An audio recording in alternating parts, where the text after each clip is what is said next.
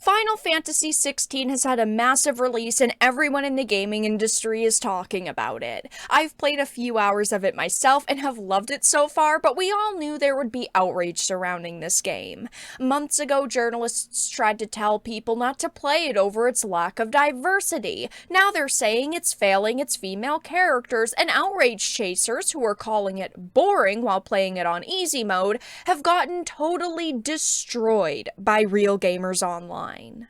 I have a few different things that I want to show off, but before we get into the topic, if you enjoy the content that I create, please make sure to subscribe to the channel and hit the notification bell.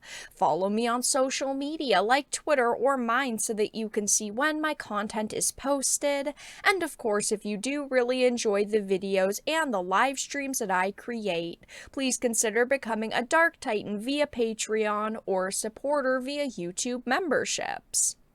So this tweet actually blew up. As you can see, it's got 9.4 million views right now. It's got thousands of comments, thousands of people calling them out, but it all started with this Polygon posted an article saying Final Fantasy XVI would be one of the best games ever if its story wasn't terrible. Now again, I am only a few hours into the game. I have been live streaming it, and honestly, I think the story is pretty solid so far. It is well balanced, it pulls at your heartstrings, it's got a lot of action, a lot of drama. It's good so far. I don't see any major issues with it, but of course the Polygons, the Kotakus, while they don't want to give it completely negative scores, it's like they wanted to find something to hate about this title. Same with, outlets like Eurogamer. I've talked about them in a few different videos lately, but originally they wanted people to look at its lack of diversity and really consider if they wanted to support the game. And now they're saying, oh, it's failing its female characters. The female characters, some of them die, some of them have romantic relationships, and those are the things that they're complaining about. But now that it's come out and it's gotten almost perfect scores across the board, I mean, even a lot of outlets are rating it extremely high, they need to change their angle, and instead of attacking things like that, they now have to attack the game itself. And one of the things that I've seen is that the story is terrible. Otherwise, it would be perfect. But this clip actually went viral from this Twitter account named Andrea Pacini. She is not, a journalist. She's not a content creator. It just seems like she is as you can see, Xbox fangirl.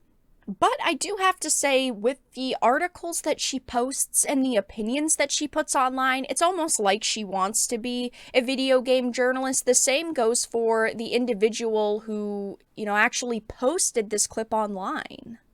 And she decided to retweet this video and post that says, the story terrible, the combat, press the same button 30 times, and the video is from someone named Duff, who is also an Xbox fanboy. So these are just people who wanted to attack this game because they're probably pissed off that it is a PlayStation 5 exclusive, that it is not on Xbox. It just seems like they wanted to hate this game.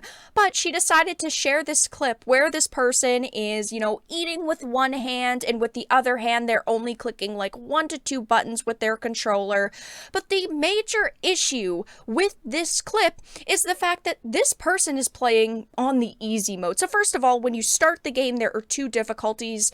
They're not even really difficulties. One is a story-focused and one is an action-focused. The story-focused, it basically holds your hand, and the action-focused, of course, is supposed to be for people who actually want to play the game. And then when you get into the game, it gives you these, rings that auto ability for you, that basically make it so you only have to click 1 or 2 buttons in combat. They make it so that your companion automatically uses their abilities, or you could click, 1 button 4 times and it would auto combo for you. Very, very easy mode. So these are the types of people, like journalists, who constantly have said that they want, easy modes. We've seen how many times gaming journalists have complained, Souls titles that don't have easy modes, but they've begged for them.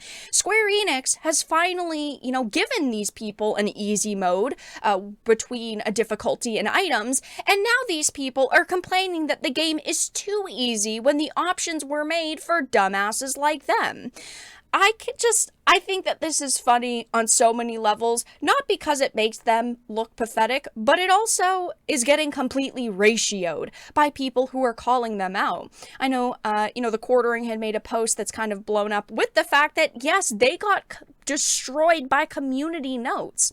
It says the person in the video is using multiple accessibility options such as auto dodge and health regen, as well as only being on the literal prologue / introduction of the game. This is hilarious that these people who are calling it boring and who are saying it's too easy are getting destroyed by community notes.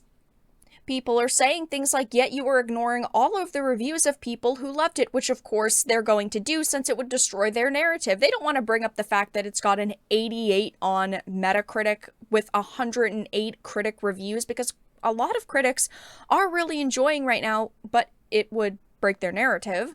This isn't a real game, it's game journalist mode. This title does hand you a lot of ways to make the game extremely easy.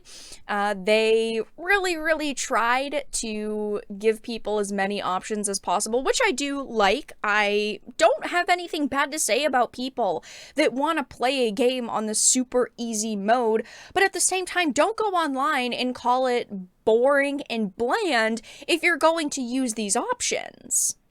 As a huge Xbox fan, Final Fantasy XVI is one of the best games I've ever played. It's on the Kojima level when it comes to pacing, writing, and cinematography, and it's pretty damn close to the platinum level combat-wise. One of the best games of the year for sure, no denying it. And I've only played a little bit of it so far because it's like a 35-hour game, with the main story, never mind side quests, and I have been loving it. It is gorgeous. I do agree the cinematography is fantastic. So far, the pacing is pretty good, and yes, of course, the beginning of the game is very heavy on dialogue and cutscenes, but it's the beginning of an experience, so we all kind of expected that since most titles are like this, but they aren't even that far into the game. In this clip, this is still the very beginning of the game, so you'd think that they would, not judge it by the first, 2 hours to 3 hours of the experience, but of course they are. Like I mentioned, I've had to talk about a lot of different angles that people have taken in order to attempt to bury this game, and this is just another saying it's boring and it's too easy, and showing off, gameplay where they have it on the literal easiest of easy modes. They are just trying to bury this title, and it is sad because so far it is a fantastic experience. I'm really enjoying the hell out of it. But yes, Final Fantasy XVI is being attacked yet again, and the people who are trying to call it boring and bland are getting absolutely roasted online by real gamers. But that's all that I really had to discuss in this video. Let everyone know your thoughts in the comment section down below. If you enjoyed this and of course found it important and informative, please make sure to give it a like, share it, and subscribe to the channel. And of course, if you didn't, make sure to give it a dislike. I appreciate your support either way, but I will talk to you all again in the next video really soon.